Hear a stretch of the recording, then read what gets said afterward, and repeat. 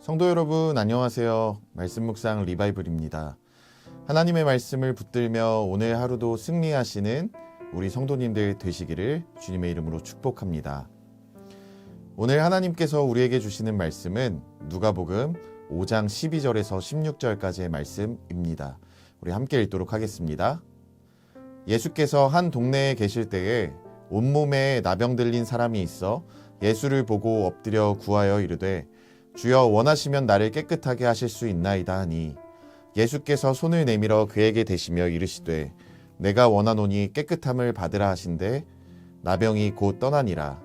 예수께서 그를 경고하시되 아무에게도 이르지 말고 가서 제사장에게 내 몸을 보이고 또 내가 깨끗하게 됨으로 인하여 모세가 명한 대로 예물을 드려 그들에게 입증하라 하셨더니 예수의 소문이 더욱 퍼짐에 수많은 무리가 말씀도 듣고 자기 병도 고침을 받고자 하여 모여오되 예수는 물러가사 한적한 곳에서 기도하시니라.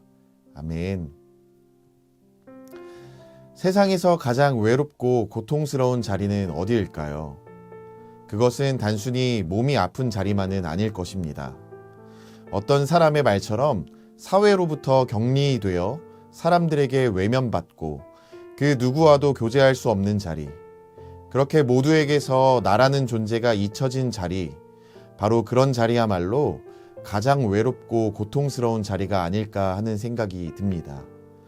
오늘 본문에 등장하는 나병 환자가 바로 그런 자리에 있었던 사람이었다고 말할 수 있습니다.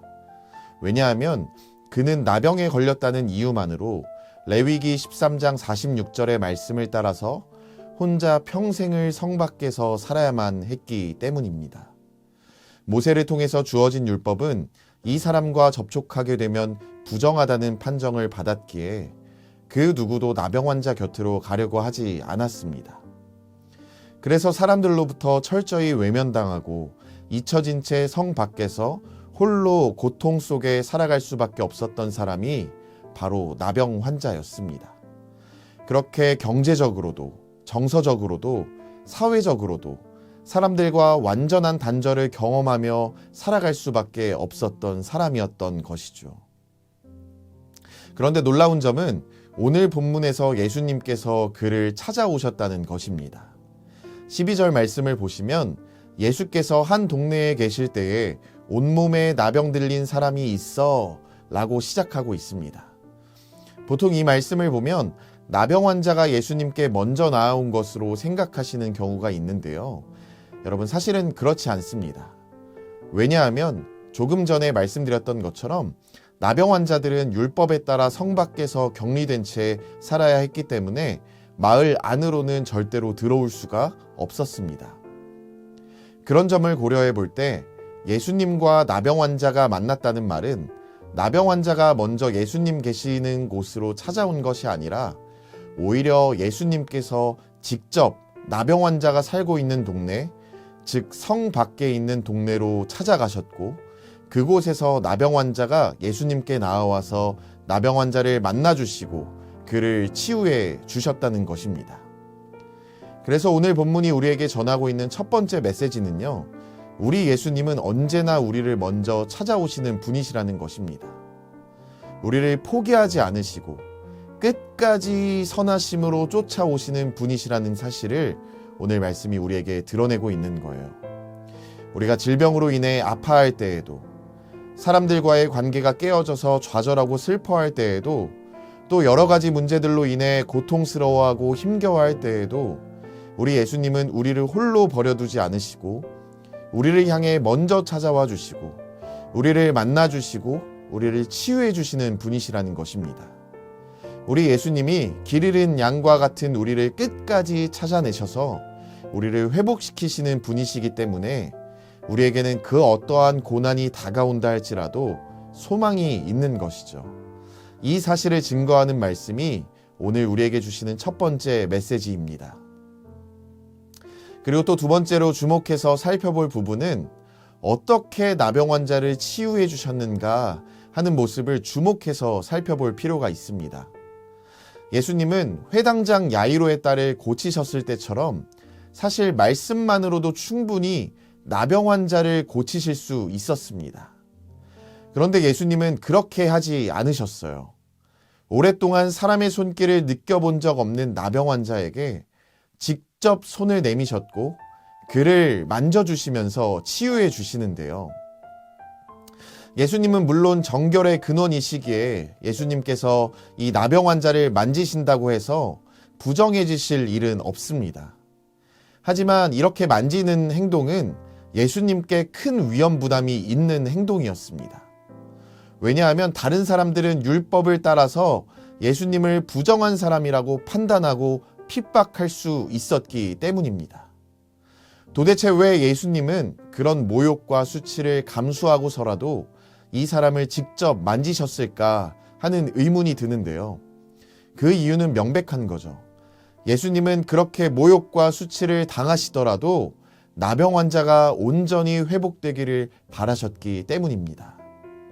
그의 질병을 고치시는 것에만 관심이 있으셨던 것이 아니라 직접 손을 대심으로써 그동안 단절되었던 사람들과의 관계를 회복시키시고 싶으셨고, 그렇게 그의 정서와 마음까지도 온전하게 회복시키고 싶으셨던 것입니다.